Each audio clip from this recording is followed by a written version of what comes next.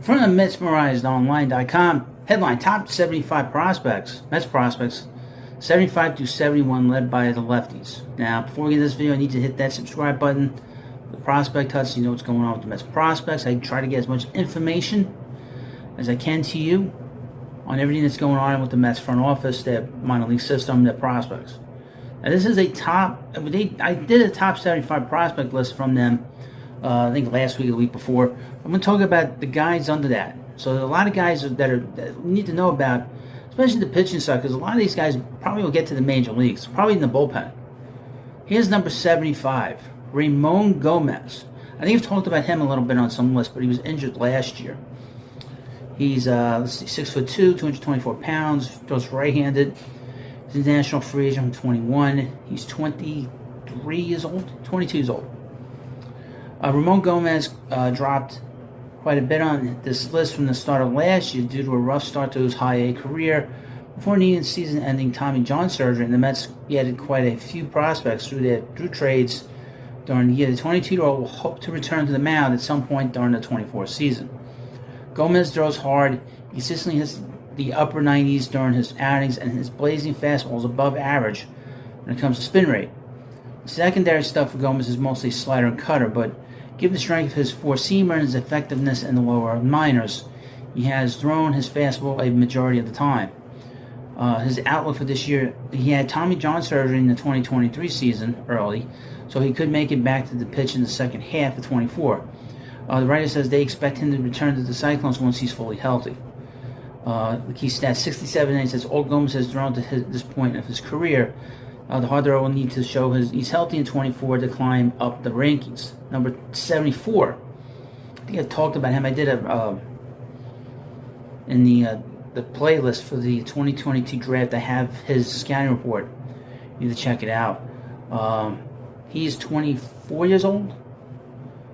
He pitched in 18 games last year. Dylan T-Break was a two-time Big East Pitcher of the Year with Kranick as a starter. Though he's pitched almost exclusively in the Mets farm system since being drafted. T-Break only pitched 4 2/3 innings in 22 after being drafted. He didn't allow a run in the span with the Florida Coast League Mets and low-A St. Lucie Mets. I struck out 8 with no walks. The 24-year-old started the 23 season with the high-A Brooklyn Cyclones, posting a 2.08 ERA and striking out a whopping 39.2% of the hitters he faced. T-Break received a late season promotion to Double-A, where he tossed 5 innings and allowed 3 runs while striking out 5 and walking 3. T-Break did miss the last month or so of the season with a hip issue. Despite being the Big East Pitcher of the Year in 2021, T-Break went undrafted. He knew he needed to add something for the 2022 season, so he went to Tread in hopes of adding velo, and he did just that. After being mostly 82-92, jumped to sitting 92-94, and top out 97. And he's right-handed. T-Break is a full starter. Arsenal still out of the pen. The writer expects T-Break to start the year in Double-A. Binghamton would have a chance to continue his fast track if he stays in the bullpen. His 37.3 strikeout rate ranked 4th among Mets pitchers with at least 30 innings last season. And he's an interesting guy, a lefty. He's 22 years old. Eli Ankineni. I know I did a video on him. Eli Ankineni is the first of the 2 left-handers on this list from Grand Canyon University, where the Mets have drafted over the last couple of years. He was fantastic in his final year at Grand Canyon, with a 2.90 ERA. The Mets gave him a small sniff of pro baseball in 2022 when he pitched 3 1/3 scoreless innings with 6 strikeouts for the Florida Complex League Mets. He didn't allow a hit or walk. Ankineni continued to impress in his first full season in the minors last year between the low-A St. Lucie and high-A Brooklyn. The lefty dominated St. Lucie with 9 scoreless innings that included 14 strikeouts and only 2 walks and 2 hits allowed. He struggled a bit once he got to Brooklyn, posting a 3.94 ERA in 32 innings. He struggled with walks at 6.2 per 9 innings, and strikeouts went down to 10.4 per 9 innings. Ankeny, got to get this name right. Ankeny is 90 to 93 miles per hour with his fastball, but he gets elite vertical movement on the pitch. He also throws a slider 80 to 82 and a split change. Outlook is that it's possible he will start the season in Double-A Binghamton, and the success of his 24 is riding on his command. Key stat: opponents hit only 188 against him. That's the fourth lowest average among Mets minor leaguers who pitched at least 40 innings last year. He's a new guy. I think this is a new guy. I don't think I've done him. A left-handed pitcher, Kolten Gomez. Gomez started his second season in Pro Bowl with the Dominican Summer League Mets before heading stateside to pitch with the Florida Complex League Mets, and then ended his season by making his full season debut only 2 months after he turned 18 with the St. Lucie Mets. In his final 7 appearances of the season, Gomez was lights out. 34 and 2/3 innings, he gave 20 hits, 6 earned runs, 6 walks, 45 strikeouts, and 1.56 ERA. Opponents had a 4.11 OPS against him during that span. The left-hander hits 88 to 91 miles per hour with fastball. And he also throws a sweeper and a changeup with good arm side run. In 2024, the lefty could begin the season back with the St. Lucie Mets. Gomez and Wilkin Ramos were the only 2 pitchers with at least 50 innings in the Mets system last year who didn't give up a home run. Interesting. Finally, at number 71 is Zach Thornton. And the Mets drafted him last year, and he's in that playlist they had last year. He's from Grand Canyon. He's 21 years old. He's 22 years old. Zach Thornton did not make his pro debut last year after the Mets selected him in the 5th round of the draft out of Grand Canyon University. MLB Pipeline had Thornton as the number 165th prospect in the 2023 draft. He's an interesting player. You need to keep an eye on him. Thornton used a fastball up to 95 miles per hour, slider, changeup, curveball, and worked on a cutter last year. Control is seen as his best attribute and could keep him as a starter long term. Thornton features long arm action and comes from a 3/4 slot. The righty expects the 22-year-old to get his pro career started in the St. Lucie rotation to start the season.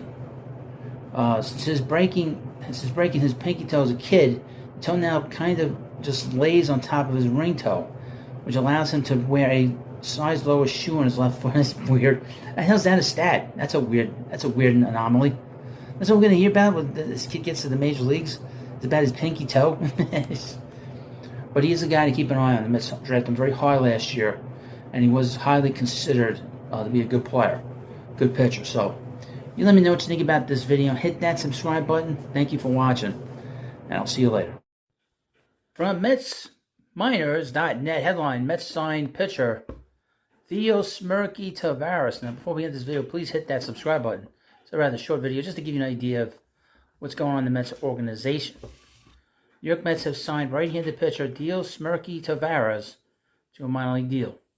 24-year-old Tavaris pitched to a 4.66 ERA in high A and Double A for the Houston Astros last season. He gave up 59 hits, issued 25 walks, and struck out 60 batters in 58 innings, 56 in Double A. Tavaris was exclusively a reliever until his start on September 3rd, which turned out to be the best outing of the season, with 5 scoreless innings and 7 strikeouts. He followed that up a 4-inning start, allowing only 1 unearned run. During the 2022 campaign, Tavaris made 12 starts and had a sparkling 1.96 ERA and 11 strikeouts per 9 innings during that span. On the other side, he had a 9.40 ERA in 11 games as a reliever. In six minor league seasons, Tavaris has a 4.54 ERA and 281 in the 3rd innings. He has pitched in 98 games, made 31 starts, and picked up 6 saves. Fangraphs had Tavaris rated as the number 33 prospect in the Astros system going into the 2021 season. They noted his fastball was in the 94 to 97 mile per hour range. Tavaris has also pitched for the Aqualis Cibanales of the Dominican Winter League during the last 2 offseasons. So, you let me know what you think about this video. And, of course, please subscribe to Prospect Hut, and I'll see you later. From MetsMemorizedOnline.com, headline: Mets 2024 non-roster invitee preview. Catcher Kevin Parada. And before we get into this video, please hit that subscribe button and like this video and let me know what you think about it. We'll talk about one of the bigger Met prospects here Kevin Parada was the Mets' first-round pick in 2022 and immediately made noise in the minor leagues, causing him to skyrocket up prospect lists. Before the start of last season, Parada was listed as the third best prospect in the Mets system by Keith Law, behind Francisco Alvarez and Brett Beatty. The noise was warranted. In 2 seasons for Georgia Tech, he hit .341, .420, .636 slugging percentage, powered by an amazing 2022, where he hit .361, .453, .709. Mets had him playing 13 games between their Florida Coast League team and the St. Lucie Mets, where he put together a combined .275, .455, .425 slash line. While 2022 was solid, 23 came with inconsistencies for Parada. He hit well in Brooklyn, slashing .265 in 87 games. These numbers were pretty good for a catcher, but the expectations were set high for him, who was drafted as a bat-first player. Mets bumped him up for 14 games to Binghamton, and the struggles set in. 60 plate appearances, Parada's slash line dropped to .185, .250, .389. Overall last year was a step backward. Going into the season, Law has Parada listed as the 7th best prospect in the Mets system. While Parada is still the Mets' best catching prospect, 2 new names are coming through the system that could push ahead of the Georgia Tech alum. The first is Ronald Hernandez. Mets acquired Hernandez in the David Robson trade last year, and after the trade, he slashed .286, .509, .486 in 11 and 14 games. Hernandez is only 2 years younger than Parada. The Mets also signed 17-year-old Giovanni Rodriguez, possibly the top catcher in this year's international free agent pool. Like Alvarez, Rodriguez hails from Venezuela and has shown maturity with the bat. According to MLB.com, his frame and footwork are advanced for his age and has a chess-like mindset for calling games. MLB.com ranked Rodriguez as their 6th overall international prospect in 2024. Ahead of Parada on the depth chart is Alvarez. All of this puts Parada in an interesting position this year. There's pressure on the depth chart behind him, but both of those catchers are much further away from the majors than Parada. Ahead of Parada is Alvarez, who should be the Mets' starting catcher for the foreseeable future. This takes the pressure off of the Mets to push Parada quickly to the system. This spring, many will be looking for him, Parada, to get back to his 2022 form. That means hitting for power, getting on base at a higher clip, and an improvement to his defense. Now, a couple of things. One that concerned the Mets and concerned scouts this past year was that Parada's strikeout total was high. He's not a guy that is a high strikeout guy. Also, he's had a reputation of his endurance not being what you want from a catcher. So that is a problem when you're catching in the rigors of the summer and during a major league season. If he's having trouble keeping his endurance up during a minor league season, that is a troubling problem. And there is also talk that he might be moving to a different position. So we'll see what his progress is this year. He's going to be playing a little bit in spring training. We'll get a chance to see him a little bit, and we'll see what happens. So let me know what you think about this video. Of course, please subscribe to Prospect Hut, and I'll see you later. From MLB Trade Rumors, headline, Mets claim Kolten Ingram. And we're going to get this video. Please, of course, please subscribe to the Prospect Hut if you want to know what's going on in the Mets farm system, their front office, everything that has nothing to do with the regular team, with the regular Major League team. You need to sub. The Mets have claimed left-hander Kolten Ingram off waivers from the Tigers. Left-hander David Peterson was moved to New York's 60-day injured list to create roster space. Ingram was designated for assignment by Detroit earlier this week, and he will be joining his 3rd organization under a month. The Angels DFA'd Ingram when they signed Aaron Hicks at the end of January, and the Tigers moved to claim Ingram off the waivers. Southpaw was initially a 37th round Tigers draft pick back in 2019, but his second stint in Motor City will last only a few weeks, as he now becomes the latest in a long line of Mets bullpen acquisitions this winter. After being cut loose by Detroit in 2020, Ingram caught on with the Angels prior to the 2021 season and posted some very solid numbers during his 3 seasons in the Los Angeles farm system. Work paid off in the form of Ingram's MLB debut last season, when he pitched in 5 big league games over a pair of call-ups during the course of the year. For his first 5 1/3 frames in the show, Ingram struggled to an 8.44 ERA with 5 walks and 2 home runs, allowed over 30 batters faced. Control has been an issue throughout Ingram's minor league career, though his 10.73% walk rate has been somewhat countered by a 30.21% strikeout rate.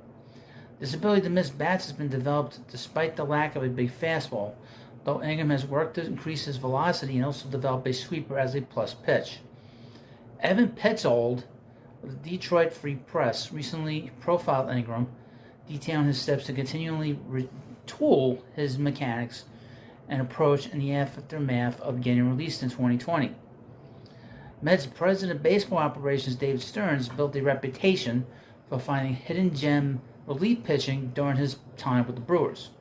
Stearns has been aggressive in a semi-overhaul of the bullpen during his first offseason change of New York's front office. Over a dozen relievers or swingmen with past major league experience have been acquired on either guaranteed or non-guaranteed deals this winter, as Stearns and the Mets pitching development staff get to judge from a plethora of options this spring. Peterson's place on the 60-day IL was expected as he underwent hip surgery back in November. The left-hander's recovery time is 6 to 7 months. So if all goes well, he should be back with the Mets in May or June. Now, of course, if you like this video, hit that like button, and of course, subscribe to this channel if you watch it for the first time. I'm going to talk so much about the Mets on this channel, and everything, every little detail on the prospect touch. So, thank you for watching this video. Of course, I'll see you later.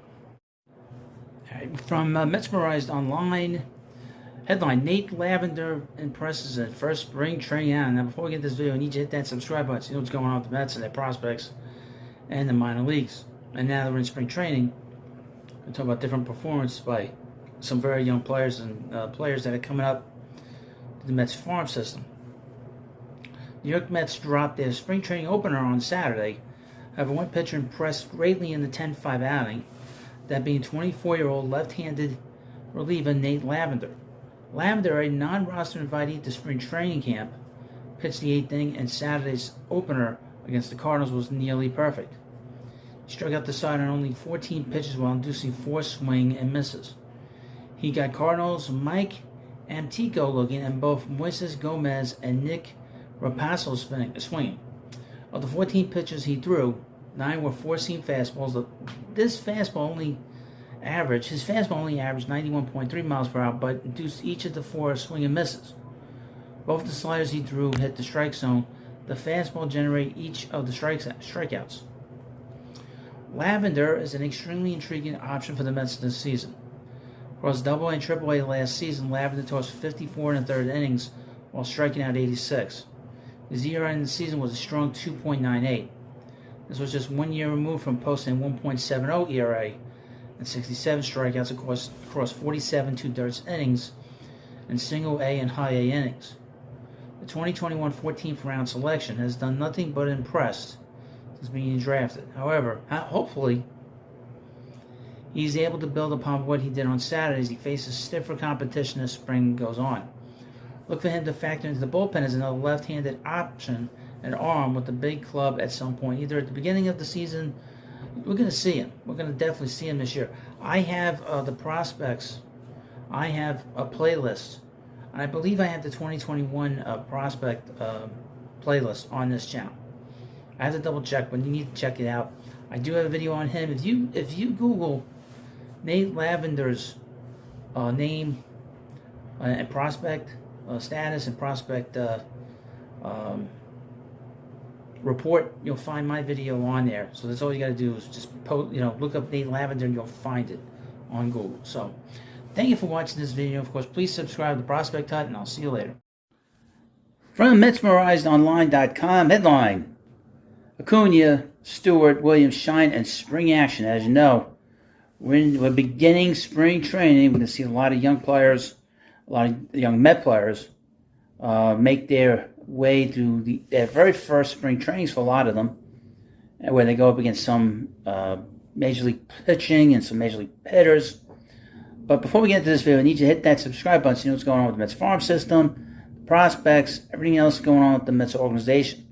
With spring training games officially underway, baseball is officially back. Baseball!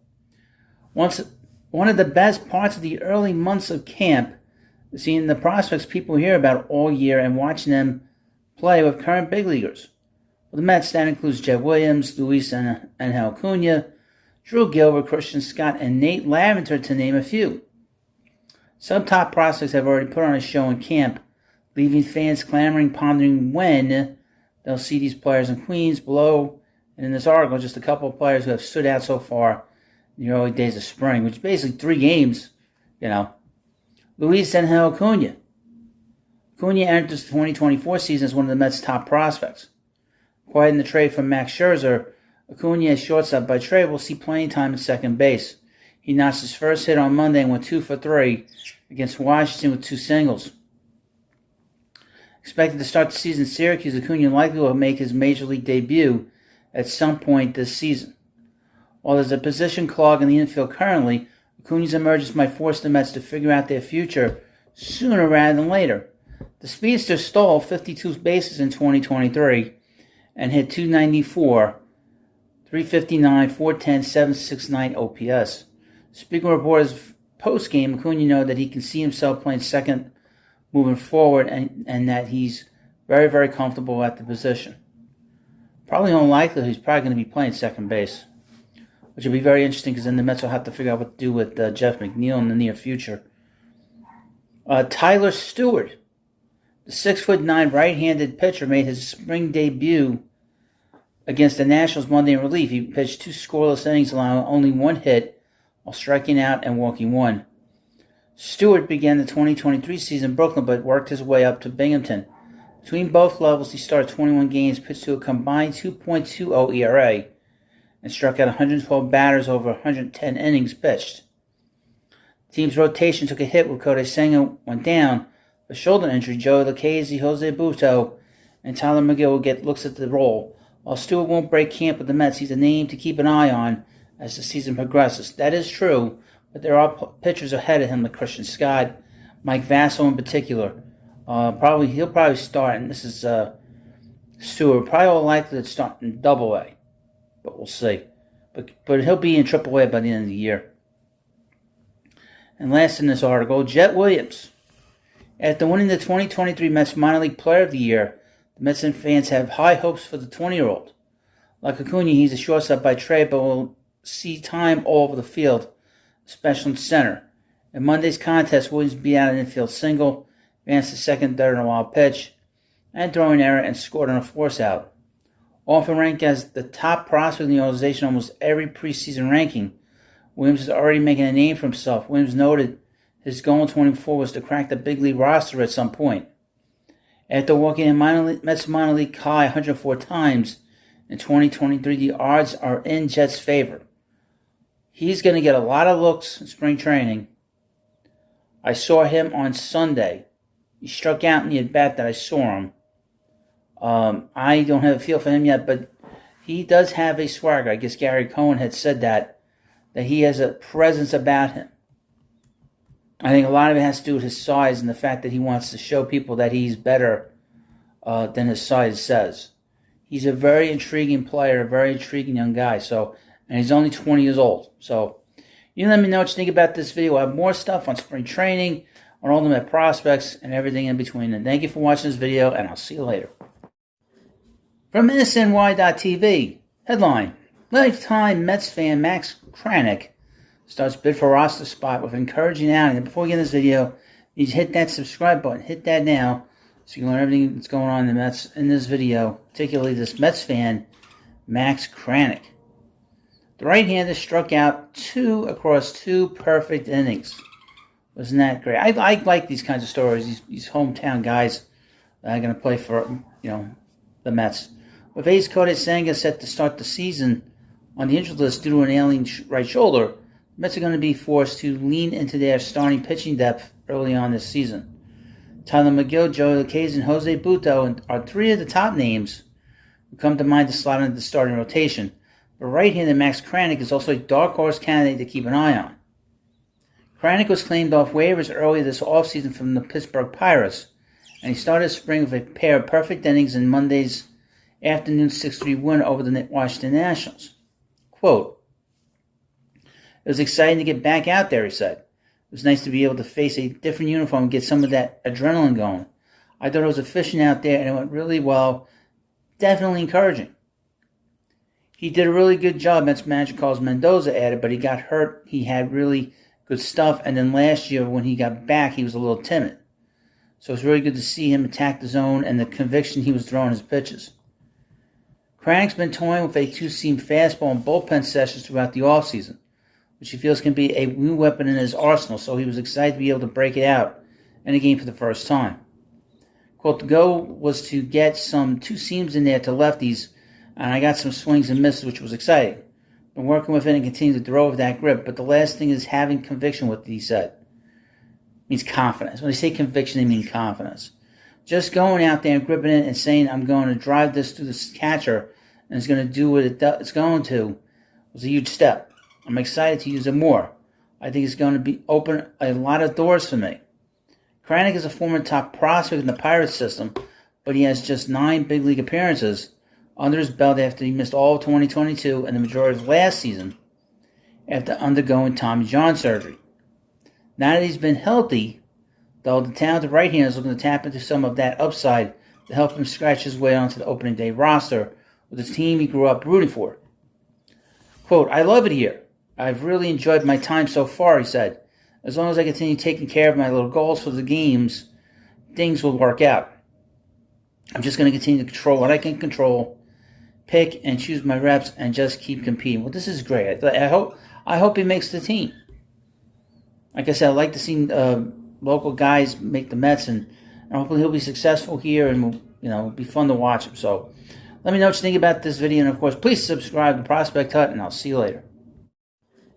From SNY.TV, headline, lifetime Mets fan Max Kranick starts bid for roster spot with an encouraging outing. And before we get in this video, you need to hit that subscribe button. Hit that now so you can learn everything that's going on in the Mets in this video, particularly this Mets fan, Max Kranick. The right-hander struck out 2 across 2 perfect innings. Wasn't that great? I like these kinds of stories, these hometown guys that are going to play for, the Mets. With ace Kodai Senga set to start the season on the injured list due to an ailing right shoulder, the Mets are going to be forced to lean into their starting pitching depth early on this season. Tyler McGill, Joey Lucchesi, and Jose Butto are 3 of the top names who come to mind to slot into the starting rotation. But right-hander Max Kranick is also a dark horse candidate to keep an eye on. Kranick was claimed off waivers earlier this offseason from the Pittsburgh Pirates, and he started spring with a pair of perfect innings in Monday's afternoon 6-3 win over the Washington Nationals. Quote, it was exciting to get back out there, he said. It was nice to be able to face a different uniform and get some of that adrenaline going. I thought it was efficient out there, and it went really well. Definitely encouraging. He did a really good job. Mets manager Carlos Mendoza added, but he got hurt. He had really good stuff, and then last year when he got back, he was a little timid. So it's really good to see him attack the zone and the conviction he was throwing his pitches. Kranick's been toying with a two-seam fastball in bullpen sessions throughout the offseason, which he feels can be a new weapon in his arsenal, so he was excited to be able to break it out in a game for the first time.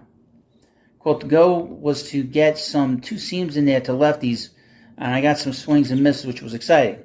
Been working with it and continue to throw with that grip, but the last thing is having conviction with it, he said. It means confidence. When they say conviction, they mean confidence. Just going out there and gripping it and saying, I'm going to drive this through the catcher, and it's going to do what it's going to, was a huge step. I'm excited to use it more. I think it's going to open a lot of doors for me. Kranick is a former top prospect in the Pirates system, but he has just 9 big league appearances under his belt after he missed all of 2022 and the majority of last season after undergoing Tommy John surgery. Now that he's been healthy, though, the talented right-hander is looking to tap into some of that upside to help him scratch his way onto the opening day roster with the team he grew up rooting for. Quote, I love it here. I've really enjoyed my time so far, he said. As long as I continue taking care of my little goals for the games, things will work out. I'm just going to continue to control what I can control, pick and choose my reps, and just keep competing. Well, this is great. I hope he makes the team. Like I said, I like to see local guys make the Mets, and hopefully he'll be successful here, and it'll be fun to watch him. So let me know what you think about this video, and of course, please subscribe to Prospect Hut, and I'll see you later.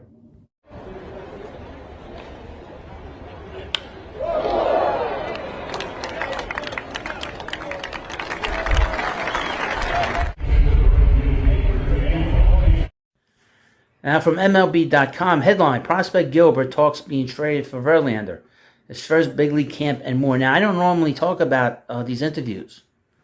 This is an interview done by MLB.com talking to Mets prospect Drew Gilbert.